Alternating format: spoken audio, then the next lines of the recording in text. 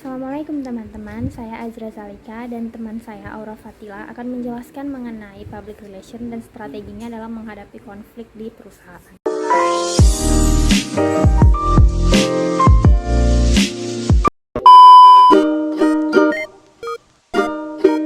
Nah, yang pertama merupakan pengertian public relation atau biasa disebut PR. PR ini merupakan segala bentuk komunikasi yang terencana baik ke dalam maupun keluar perusahaan untuk mencapai tujuan-tujuan secara spesifik dan berlandaskan saling pengertian. Kemudian ada juga internal dan eksternal PR. Internal ini merupakan hubungan yang terjadi ke dalam perusahaan. Nah, pada umumnya terjadi antar karyawan atau hubungan dengan pemegang saham. Sedangkan eksternal PR merupakan mengeratkan hubungan dengan orang-orang di luar organisasi atau publik sehingga terbentuk opini publik bahwa perusahaan itu baik. Nah, tujuan public relation untuk mempengaruhi publiknya, antara lain sejauh mana mereka mengenal perusahaan ini. Tiap perusahaan tentunya membutuhkan karyawan sebagai tenaga kerja untuk menjalankan segala aktivitas di perusahaan tersebut. Kontribusi sumber daya manusia menjadi salah satu komponen utama untuk membantu kelancaran perusahaan.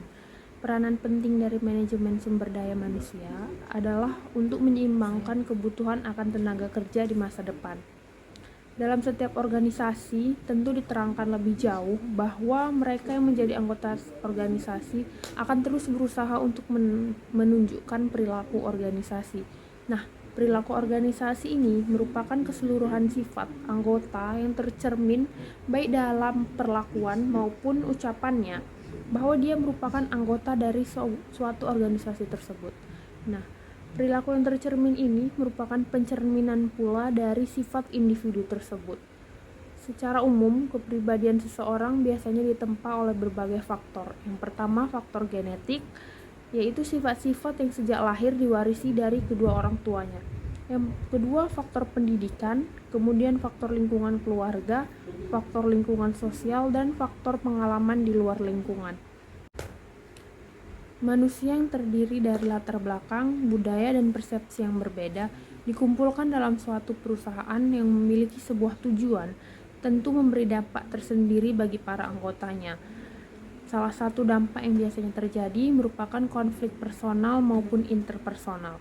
Berbagai bentuk konflik yang terjadi dalam organisasi merupakan sebuah tuntutan dan tantangan untuk orang-orang yang berada di dalamnya.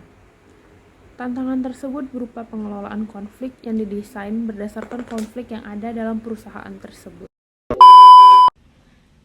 Hai, setelah teman saya Azra Zalika menjelaskan tentang pengertian public relation, selanjutnya saya akan menjelaskan tentang strategi apa sajakah yang dapat dilakukan seorang public relation untuk menyelesaikan suatu masalah di dalam suatu perusahaan. Check this out!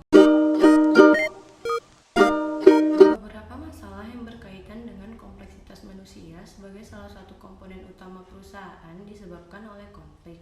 Konflik yang terjadi merupakan salah satu jenis konflik yang biasanya disebabkan oleh adanya perbedaan tentang suatu isu tertentu, tindakan, dan tujuan di mana hasil bersama sangat menentukan. Konflik yang tidak terselesaikan biasanya mengakibatkan timbulnya hambatan seperti ketidakpercayaan, keraguan, ketidakjujuran, dan defensif. Selain CEO atau Chief Executive Officer yang diincar oleh pemburu berita atau media ketika perusahaan sedang dalam krisis, tim public relation juga menjadi salah satu incaran mereka. Oleh karena itu, pengelolaan krisis perusahaan tidak hanya berada di pundak CEO, melainkan tim PR lah yang menjadi penentu sukses atau tidaknya suatu perusahaan melewati krisis serta melakukan recovery atau perbaikan. Peran strategi public relation menjadi sangat penting bila mana seorang CEO gagap atau tidak mampu dalam menghadapi suatu krisis di dalam suatu perusahaan. Tim public relation berperan sangat penting dalam menyiapkan spokesperson atau pembicara yang tepat.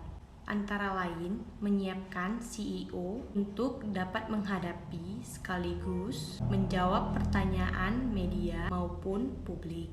Tim Public Relation juga harus merumuskan proses perencanaan program komunikasi untuk penanganan krisis, termasuk mengatur lalu lintas perusahaan dan juga memantau jalannya perkembangan krisis.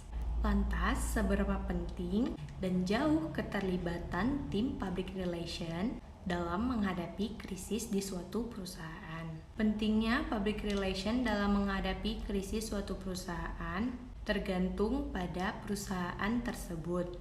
Jika perusahaan selama ini menggunakan tim public relation untuk menangani kegiatan dan untuk menghadapi krisis, maka tim public relation berperan sangat penting di dalam suatu perusahaan.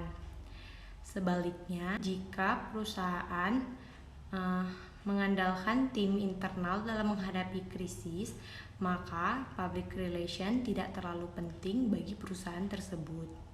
Tips dalam menghadapi krisis suatu perusahaan. Yang pertama, memahami benar krisisnya dan sepakat informasi mana saja yang dapat disebar dan yang tidak dapat disebar. Dan yang kedua, tim public relation membentuk tim krisis dan memusatkan seluruh informasi yang masuk dan yang keluar oleh tim krisis. Yang ketiga, menunjuk spokesperson atau pembicara yang tepat. Yang keempat, memberikan edukasi dan informasi kepada karyawan tentang masalah yang sedang dihadapi perusahaan, serta memberitahukan kepada mereka informasi mana saja yang boleh dan tidak boleh disebar. Yang kelima, tim public relation dan tim krisis harus menyiapkan berbagai statement yang berbeda tergantung dengan publiknya. Yang keenam, melakukan evaluasi yang dilakukan setiap pagi dan sore berupa review dan preview. Yang ketujuh, memantau berbagai media, baik media tradisional berupa koran maupun media modern berupa sosial media. Yang terakhir atau yang kedelapan, melakukan update kepada manajemen secara kontinu atau berkala.